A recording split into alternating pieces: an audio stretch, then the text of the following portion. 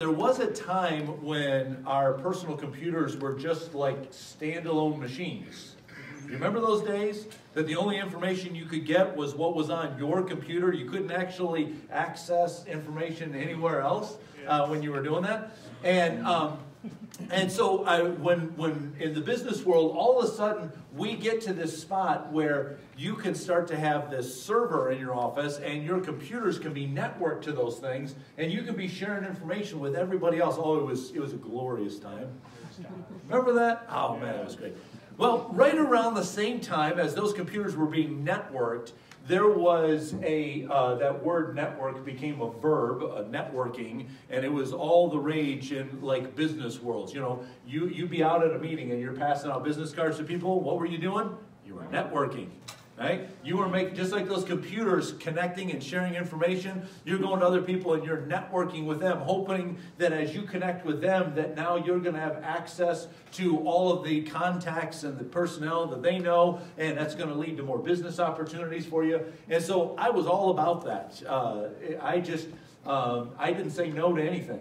So I was up early in the morning. There was a Chamber of Commerce breakfast early in the morning. I was there. I was serving on boards and committees and panels. I was at business after hours events. I was everywhere that I could, networking, making all these connections. And so when somebody came to me once and said, hey, got a great networking opportunity for you, you know, my ears perked up. We want you to come to this dinner tonight, and you're going to meet a bunch of other like-minded people. They're all, you know, very aggressive in business as well. And so I was very intrigued by that. And plus, I was also intrigued by the opportunity that I was also going to hear about how I could start maybe another line of revenue, another revenue source coming in as well. So I'm excited about this meal, and I go to the dinner and sitting there meeting some people, and food was marginal. It was kind of okay, but the dinner seemed like really rushed. It's like we're getting all this stuff out of the way so that somebody could get up and start talking to us and telling me that, you know, if I would just recruit 2 of my friends and they would start working with me and selling these wonderful, fabulous products that everybody needed. And then they would go and recruit a couple of their friends as well. Well, pretty soon I'm going to have this huge pyramid of people underneath me. And I could retire early because all these other people are going to be working for me. They're going to be out there selling all this stuff, and I'm just going to be getting the money from it. Just sitting back, taking early retirement, and just watching the checks flow in. You guys ever been pulled into one of those multi-level marketing things? So I left there with kind of a bad taste in my mouth, not just from the food, but from the presentation as well. And I noticed something else happened to me. For a period of time after that, I was really skeptical when anybody wanted to invite me to something. Anytime somebody goes, hey, do you have some time to, I was like, what is this going to be? What are you trying to rope me into? And I was very, you know, standoffish. I started saying no to all of these things that before I would have said yes to, just because I kind of got burned in that one thing. But I also then, over a period of time, began to realize, you know, there are still some things that I say yes to. Why do I say yes to these things? And maybe you guys have figured this out already for your life. It was kind of a revelation for me. But I found, first of all, I was more likely to say yes to somebody that I already had a relationship with. I already knew them. There was already a dialogue going. There wasn't a complete stranger that was coming up to me. And then I noticed that I was more likely to say yes to somebody that was kind of a living billboard for what it is that they were talking to me about. Like I'll give you an example. Really recently, a friend of mine, he is very health conscious. He exercises, he watches what he eats, he does a lot of like research on what are the best exercise programs, what are the best foods to eat. And when we were together, he pulled out his phone and said, hey, I got an app that I want to show you. And it'll help you track your calories and the food you're eating. And because I've had this relationship with him, and because he is this walking billboard of a healthy lifestyle, I was really said, oh yeah, let me pull that down on my phone. I want to download that app. I want to start using that because of that relationship that I had with him. Now, that probably makes sense to a lot of us. We go, yeah, okay, I get that. You know, I'm not going to say yes to some stranger that comes up to us, right? I mean, right from the very beginning, our parents tell us, you know, don't take candy from strangers. Except if it's back there by the prayer cards, then go ahead and get that candy. Take a prayer card back there too. So that's kind of built into us. We're probably only going to accept an invitation from somebody or get into a conversation with somebody that we've already got a relationship with. Until that time, our guard's up a little bit. And, if I have a friend that had filed for bankruptcy 5 times, and he wants to tell me, well, you know what you should do with your money, I'm probably going to go, okay, I love you, you're a great friend, but I'm not really going to take financial advice from you, right? So we kind of intuitively know that. But you know what? Think about the other side, though, that you could have a friend that they're very close to you, and they might be a walking, living billboard for something and invite you to it or want to have a conversation with you on it, and you could say, no, thank you. And my guess is you're probably still friends. Has that ever happened to you? If somebody has said, hey, I just listened to this new band. I think you're really going to like them. You should download this album. And so you spend, the $8, $9, $10 and you download it and you start listening to it and you go, this stinks. So then, of course, as soon as you do that, then you pull out your phone and you go unfriend from Facebook. Pull up their phone number, I'm blocking their phone number, they're never going to call me again on this phone, right? That's what happens. Just because they made a bad recommendation on music or a restaurant, right? We don't just go, oh, if that's the kind of recommendation you're making, forget about it, we're done. We can't be friends anymore, right? Am I alone, or is that unrealistic to expect? That just doesn't typically happen. But here's the thing. Somehow, I think that those of us who attend church on a regular basis, have a relationship with Jesus, that's an important part of our life, and church is maybe a regular activity that we're involved with, somehow we seem to put church or even conversations about our personal faith into this weird category.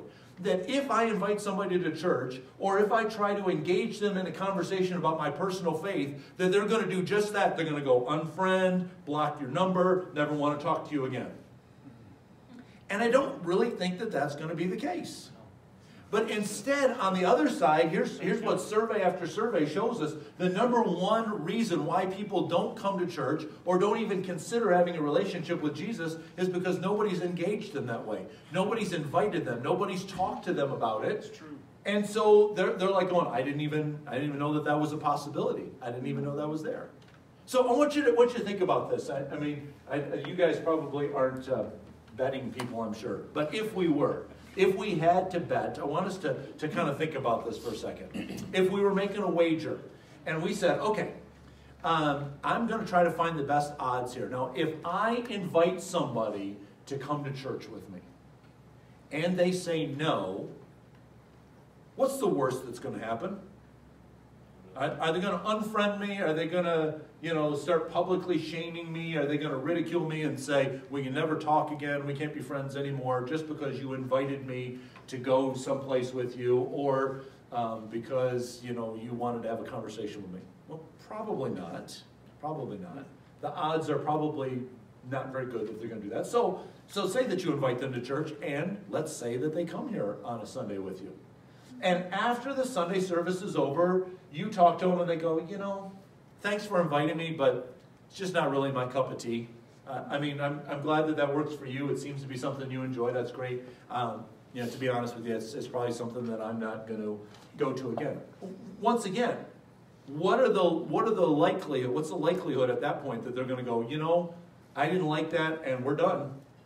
Can't be friends anymore. Can't even talk to you. Don't want to even see your face anymore. I'm deleting you from everything, everywhere.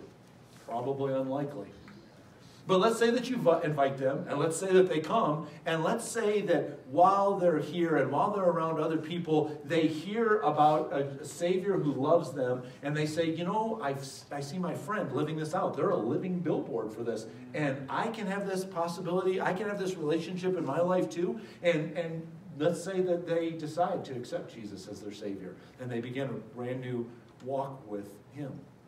I think what's happening is that instead of us figuring out what's the worst case scenario, maybe we need to focus on what's the best case scenario. Yes. Because it seems highly unlikely that if they say no to the invitation, or if they come and they don't like it, it seems highly unlikely that anything in your relationship with them is really going to change, that they're not going to go, we're done. Okay? But what's the upside potential? What's the best that could happen? They might be able to spend the rest of eternity with you around God's throne. So I want to, this week and next week, I want to help you out with sometimes some obstacles to having these conversations, inviting somebody to come to church, or just talking about your faith, and some ways that we could do this. And it's really going to boil down to just 3 words. I want you to say these 3 words with me. Come and see. That's it. Come and see. That's all that it really is going to boil down to. Is I'm just going to say, I just want you to come and see this for yourself. Now, I don't necessarily mean come to church with me. That could be one way to do it. But let me give you the first example that we could do this. Is just like this. To say, come and see me doing good things. Come and see me living a life that is different than other people's lives. Because I care about the people around me. I can care about the community around me. I'm investing in places that other people aren't investing. Look what Jesus said in Luke's Gospel. And by the way, all these verses that we're looking at, they're all in YouVersion. If you want to follow along there, you can see them all there. But Jesus said this, no one lights a lamp and puts it in a place where it will be hidden or under a bowl. Instead, he puts it on its stand so that those who come in may see its life. It's light. Come and see. That's the reason why I lit the lamp in the first place, is I wanted other people to see what was going on. Well, Jesus also said this in Matthew chapter 5. In the same way, let your light shine before men so that they may see your good deeds and praise your Father in heaven. In other words, when you do this kind of stuff, when you're doing good things, don't keep it a secret. Don't keep it a secret. When you maybe had a weekend that you went and did something where you were helping somebody, or you're working in the community to try to make things better, when you come back to work on Monday morning or back to school on Monday and people are saying, hey, what'd you do this weekend? Don't hide it. Don't just, nothing really. Say, hey, I went and did this. I was involved with this. This is what I was a part of. I was changing people's lives. Peter writes this, and again, this is kind of that like wager idea that we're talking about. In 1 Peter chapter 3, verse 13, he says, who is going to harm you if you're eager to do good? I mean, really, if you say to somebody, they go, hey, what were you doing this weekend? And you say, you know what, I went with a group of people from my school. We were downtown Grand Rapids. We went to this park, and the weather was cold, and we were handing out hats and scarves and just trying to, for some of the homeless people there, we're just trying to show them that we love them, that we care about them. Peter says, who's going to harm you if you're eager to do good? What, you think those people are going to go, that's stupid. You shouldn't do that kind of stuff. Right? Now, but then he goes on, he says, okay, but what if there is somebody? He says, but even if you should suffer for what is right, you're blessed. So don't fear what they fear. Do not be frightened, but in your hearts, set apart Christ as Lord, and then always be prepared to give an answer to everyone who asks you to give the reason for the hope that you have. But do this with gentleness and respect, keeping a clear conscience, so that those who speak maliciously against your good behavior in Christ may be ashamed of their slander. So just say, hey, I'm just doing this because I just want the world to be a better place because I passed through it. I want to be eager to do good. Now, here's a real simple way that I think we can do this. We said, we want to be able to say to people, come and see me doing good things. Now, that doesn't mean that you, go, hey, everybody, did you see what I was doing right here? But it also doesn't mean that you're sneaking around doing it. So here's a real simple way that we could do this. Everybody could do this everywhere you go this week. Leave every place better than you found it. Yes, that's good. Amen. Yeah, so how does that look? You come into McDonald's, and the person in front of you is just not having a good day, and they're taking it out on the McDonald's team member behind the counter. When they step aside, What could you do to leave that place better than you found it? How could you maybe just slow down for a second instead of just rattling off your order and just move? How could you reinvest back into that person that just got beat up by somebody? Or if you walked into the restroom and there's paper towels that are still on the counter. You said, it's not my job. Okay. What's your investment there? 5 seconds to pick those up and throw in the garbage can?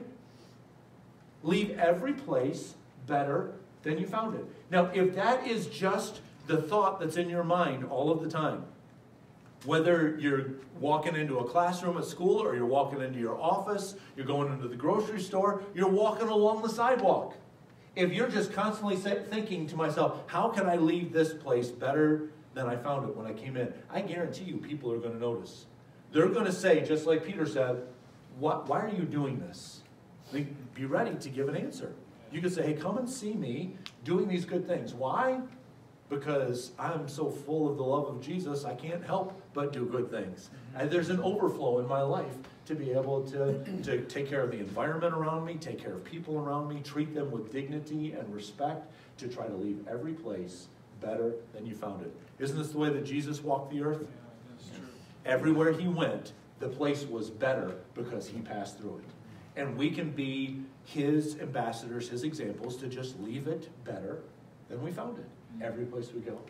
A second way that we can invite people, this is really easy to have these conversations with people, and I put it this way: come and see the Creator.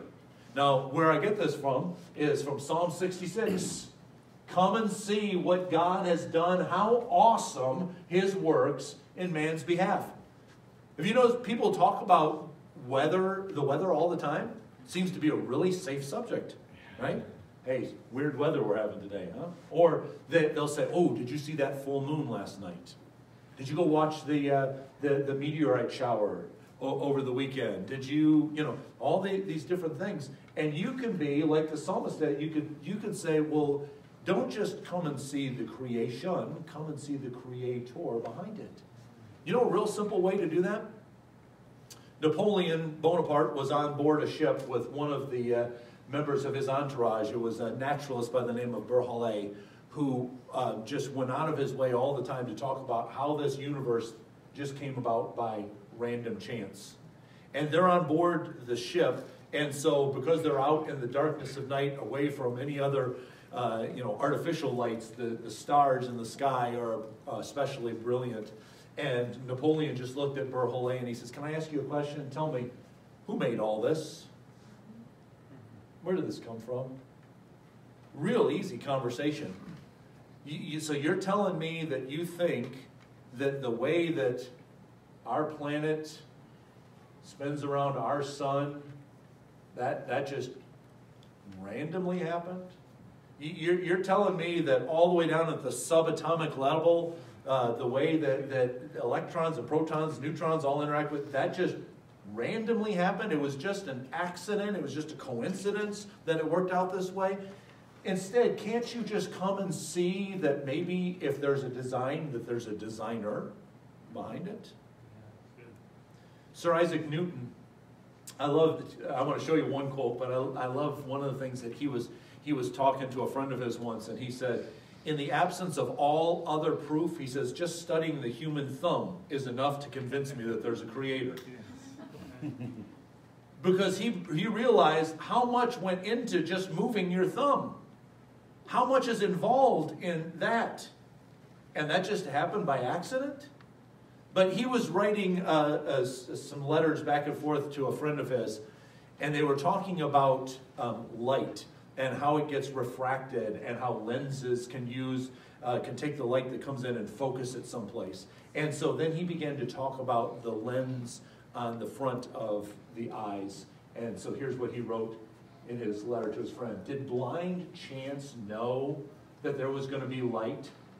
And what was its refraction and fit the eyes of all the creatures after the most curious manner to make use of it?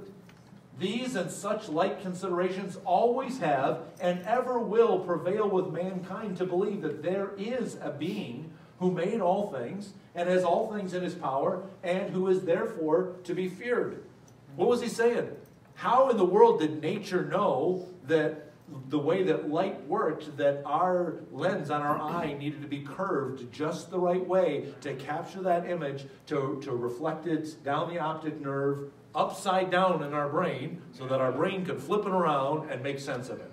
How could nature just by itself figure that out?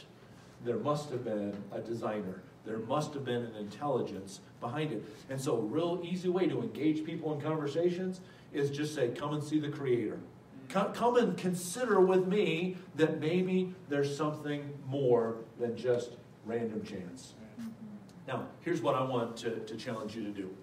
2 weeks from today, we're going to start a 5-week series. So it's going to be 2 weeks leading up to Easter, then Easter Sunday, and then the 2 weeks following Easter Sunday. And it's really going to key off of this invitation, where people showed up at a tomb expecting to find the dead corpse of Jesus' body there. Instead, they found an empty tomb and a couple of angels, and the angels said, he is not here, he is risen just as he said, come and see the place where he lay. Don't take our word for it, come and check it out for yourself. And that's the same thing that those are our 3 words, come and see. That's what we're going to say to our friends. Hey, you don't necessarily have to take my word for it. Just come and see it for yourself. Come and check it out. Come and see for yourself. Don't consider the worst case scenario that they might go, I'm not really into that religion stuff, and so because you asked me that, we're done. We can't ever be friends again.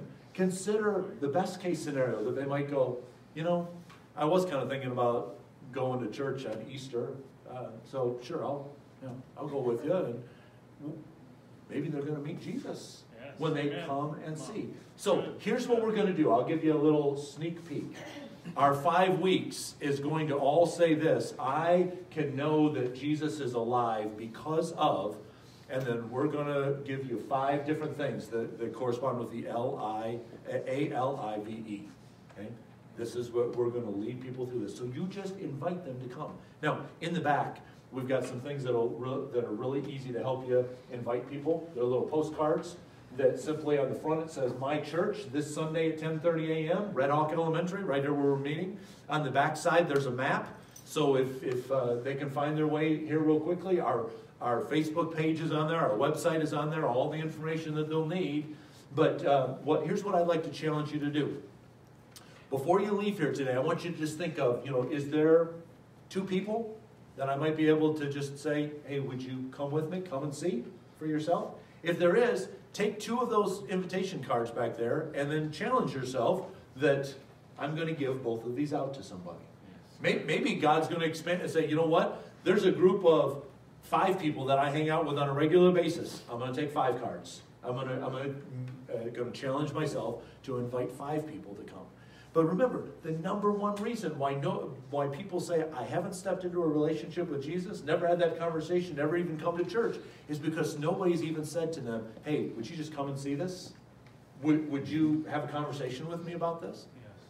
And so that's all that I'm challenging you to do, is just to say to somebody, come and see.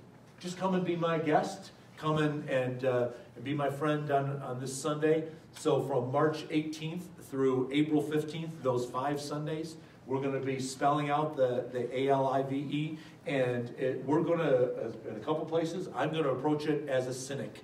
I'm going to say, this is really, come on. Somebody died and came back to life. Prove it to me. And that's what we're going to do. We're going to lay out the proof that's there, and I think we'll make a really good case that people can know for themselves that Jesus is alive. Okay? Why don't you bow your heads with me? Just before I close on a word of prayer, I want to just ask you to do something. Would you just, for a second, think of some of the people that you hang out with? Is there somebody that maybe even right now, their name or their face just is showing up, and you say, hey, that's somebody that I could say, come and see. That's somebody I want to give them one of those cards, and I want to invite them to come with me to church. I want to invite them to have a conversation with me. Lord, I pray that you would help us to be people that are so full of love for you that we can't help but love the people around us. Your word tells us that perfect love casts out fear.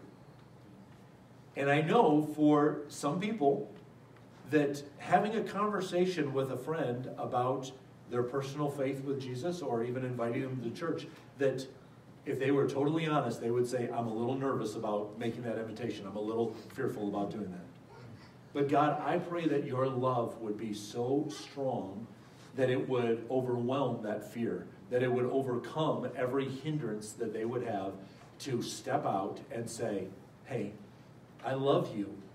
I don't want you to miss out on this good news. And so would you just come and see? Would you come be my guest? And Lord, I pray that you would embolden my friends this week, that those names, those faces that you popped into their minds of their family members, their friends, their co-workers, that they would now be obedient and act on that. They would be bold. They would be fearless. They would be full of love to invite their friends to come and see a Savior who is risen from the dead and loves them so much. So Lord, bless my friends this week. Bless them, keep them, let your face shine upon them. Help them to make every place better than it was before they got there, because they're moving and walking in the love of Jesus, and we're following his example wherever we go. Bless them, I pray, in Jesus' name. Amen. Amen. God bless you, friends. I love you. Please take as many of those cards as you have names that you want to challenge yourself for, and stop by Randy's table as well. Get a card there so you can be praying for him too. God bless you. I love you. Have a wonderful week.